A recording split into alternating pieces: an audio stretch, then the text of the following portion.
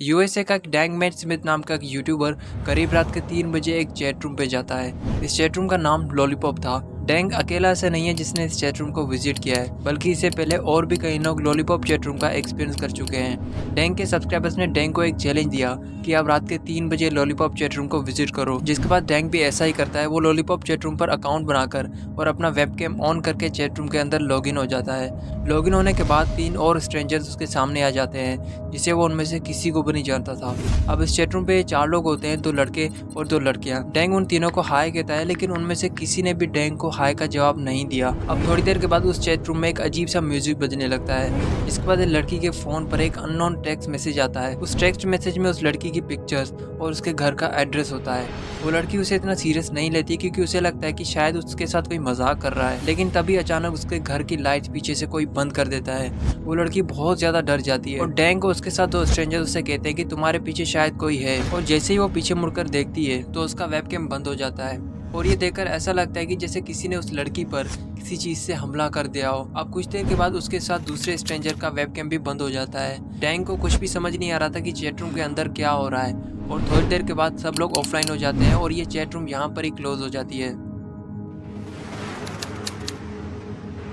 अब ये स्टोरी एक ओमेगल यूजर की है।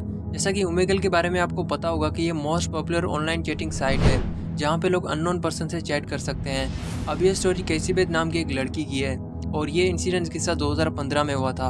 ये तब 16 साल की थी और कैसी बेद स्टेबल पर्सन नहीं थी।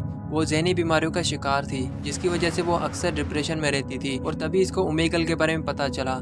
ये ओमेगल पे अकाउंट बनाती है और लोगों के साथ चैटिंग करना शुरू हो जाती है।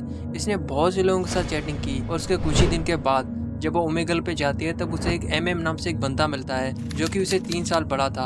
अब ये लोग कई दिन तक बात करते रहते हैं। इनकी आपस में काफी गहरी दोस्ती भी हो जाती है। केसी बेद को ऐसा लगने लगा था कि वो लड़का उसे चाहता है। साथ ही उसके मन में ये भी था कि कुछ तो गलत हो रहा है। और एक दिन जब वो ऐसी बैठी थी तब उसने उस लड़के का नाम गूगल पे सर्च किया और उस लड़के के नाम से एक आर्टिकल मिलता है, जिसे देखने के बाद वो हैरान रह गई। वो लड़का एक क्रिमिनल था जिसने एक 13 साल की लड़की का रैप किया था और वो किसी तरह से जेल से बच निकला था।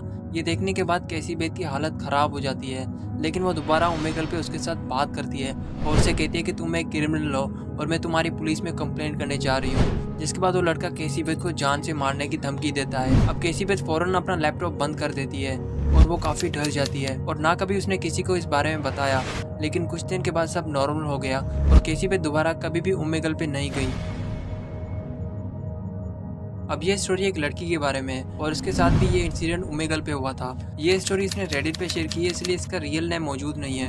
वो कहती है कि जब वो 13 साल की थी तब वो अपने दोस्तों के साथ मिलकर ओमेगल पे लोगों के साथ मजाक करती थी। और एक बार उन्हें ओमेगल पे एक ऐसा लड़का मिलता है जिसकी शक्ल उनके एक दोस्त एलेक्स से हूबहू मिल रही थी। उन्होंने एलेक्स का खूब मजाक उड़ाया और उनके साथ वो स्ट्रेंजर भी एलेक्स का मजाक उड़ा रहा था। जिसके बाद वो लोग उस स्ट्रेंजर से काफी देर तक बात करते हैं और इस तरह से उनकी फ्रेंडशिप हो जाती है। वो लोग उस स्ट्रेंजर को अपने साथ स्नैपचैट और इंस्टाग्राम पर शामिल कर लेते हैं। लेकिन कुछ दिन के बाद उस लड़की के सारे फ्रेंड्स ने उस स्ट्रेंजर को ब्लॉक कर दिया, क्योंकि उसने उसके सारे फ्रेंड्स को एक लड़की की नेकेड फोटो सेंड की थी।